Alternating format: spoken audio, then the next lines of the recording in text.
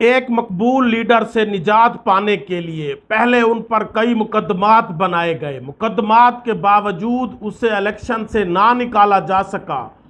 تو ایک تربیت یافتہ شوٹر کی خدمات حاصل کی گئی، لیکن گولی ان کے کان کو چھو کر گزر گئی اور یہ خون آلود چہرہ اس لیڈر کا نہیں بلکہ ان کے مخالفین کا ہے جو اس سے شکست کھا چکے ہیں۔ آپ سمجھ رہے ہوں گے کہ یہ میں عمران خان کے بارے میں کہہ رہا ہوں، یہ عمران خان کے بارے میں نہیں بلکہ ڈونلڈ ٹرمپ سابق امریکی صدر کے بارے میں کہا جا رہا ہے۔ السلام علیکم، میں حسنین قریشی اور آپ دیکھ رہے ہیں میرا یوٹیوب اور فیس بک چینل۔ سابق امریکی صدر ڈونلڈ ٹرمپ قاتلانہ حملے میں بال بال بچ گئے،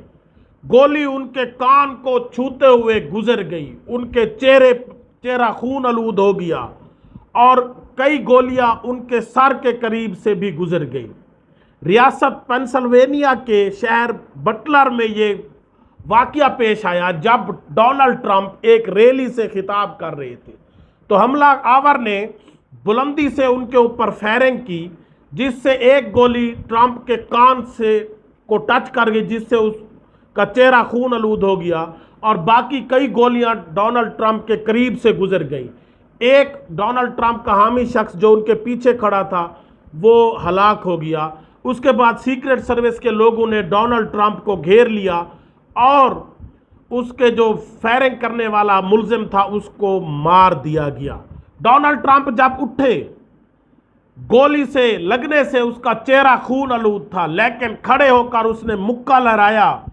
اور فائٹ کے نعرے لگائے، اور جاری بیان میں ڈونلڈ ٹرمپ نے کہا کہ میں ڈروں گا نہیں بلکہ ڈٹ کر اس کا مقابلہ کروں گا۔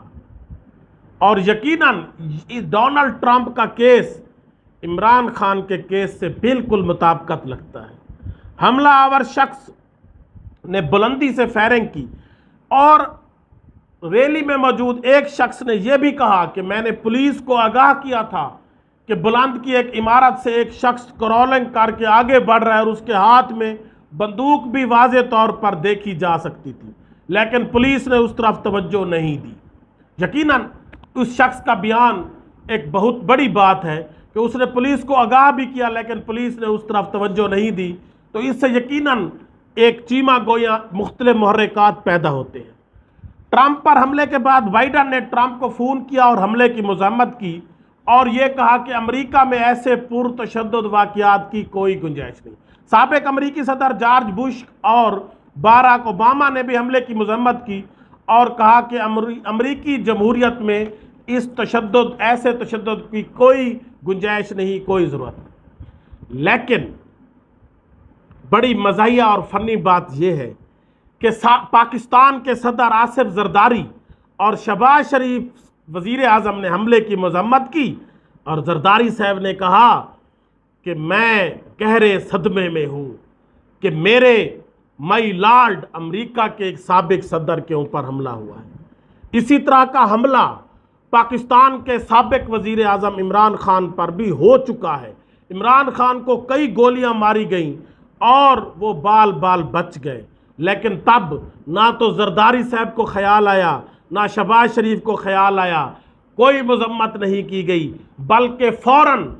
کچھ دیر کے اندر ہی اس کرائے کے قاتل کو پروٹوکول کے ساتھ پریس کانفرنس کروائی گئی، اور اب اس کا ٹرائل کیا ہو رہا ہے، کیسے ہو رہا ہے، کوئی پتہ نہیں ہے۔ حالانکہ یہ ایک ہائی پروفائل کیس تھا اور اس میں ایک سابق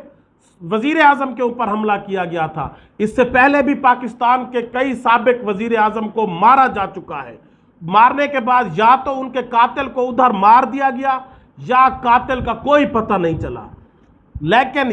اس میں آپ یہ کہہ سکتے ہیں کہ یہ پہلا کیس ہے، ایک پاکستان کی خوش قسمتی ہے کہ جو قاتل تھا وہ پکڑا جا چکا ہے، قتل کرنے والا پکڑا جا چکا ہے۔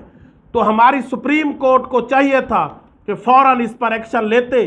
اور اس قاتل کی جو سماعت تھی، عمران خان کے اوپر حملہ کرنے والے قاتل کی سماعت کو لائیو چلاتے، پورے پاکستان کیا پوری دنیا کا میڈیا دیکھتا اور لائیو اس جتنی بھی سماعت ہوتی اس کو لائیو چلا کر جھوٹ اور سچ سامنے لایا جاتا اور یہ بتایا جاتا کہ اس قاتل کو کس نے ہائر کیا تھا، کس نے اس کو کہا تھا، کیونکہ اس کے جو ایکٹ سے ایسے لگتا ہے کہ وہ اکیلا اس میں ملوث نہیں تھا، حالانکہ اس کو قاتل کو بھی دوبارہ مارنے کی کوشش کی گئی تھی، گولیاں اس کو بھی ماری گئی تھیں، جس سے کچھ ساتھ والے لوگ مارے گئے تھے۔ تو یہ ایک ہائی پروفائل کیس تھا۔ قاضی صاحب بھٹو صاحب کو تو انصاف دے رہے ہیں، لیکن قاضی صاحب کو یہ بھی چاہیے کہ فوراً اس کیس کو سپریم کورٹ میں لائیو چلوائیں اور اس کے قاتل سے عمران خان کے وکیل لائیو سوال و جواب کریں، اور جو گواہان بھی لائیو وہاں پر اپنے بیانات ریکارڈ کروائیں، اور اس کیس کو ٹیسٹ بنایا جائے اور یہ پتہ چلایا جائے کہ پاکستان کے سابق وزیر اعظم، جو کہ کروڑوں پاکستانیوں کیا پوری دنیا کے مسلمانوں کے لیے ایک امید کی کرن ہے، دلوں کی دھڑکن ہے، اس کو مارنے کا کوشش کس نے کی، کون کون اس میں ملوث تھے،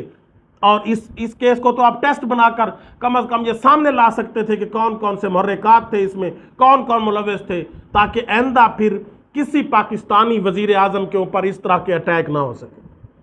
اور یہ ڈونلڈ ٹرمپ اور عمران خان جو کہ قریبی دوست بھی ہیں، ان دونوں کے ایکٹ ایک جیسے ہیں، ان دونوں کے اوپر ظلم و ستم کیے جا رہے ہیں، اور ان دونوں کے ساتھ قوم کھڑی ہے، لیکن طاقتور لوگ چاہتے ہیں کہ یہ حکومت میں نہ آئیں، کیونکہ ان کا ایک جارحانہ اور دلیرانہ اقدام ان کو کھٹکتا ہے۔ وہ چاہتے ہیں کہ یہ ہم سے بڑے لیڈر کیسے بن گئے، یہ کیسے اتنے دلیر ہیں جو اپنے فیصلے خود کرتے ہیں، کسی کی مانتے نہیں ہیں، کسی کے پریشر میں کیوں نہیں آتے۔ اللہ حافظ۔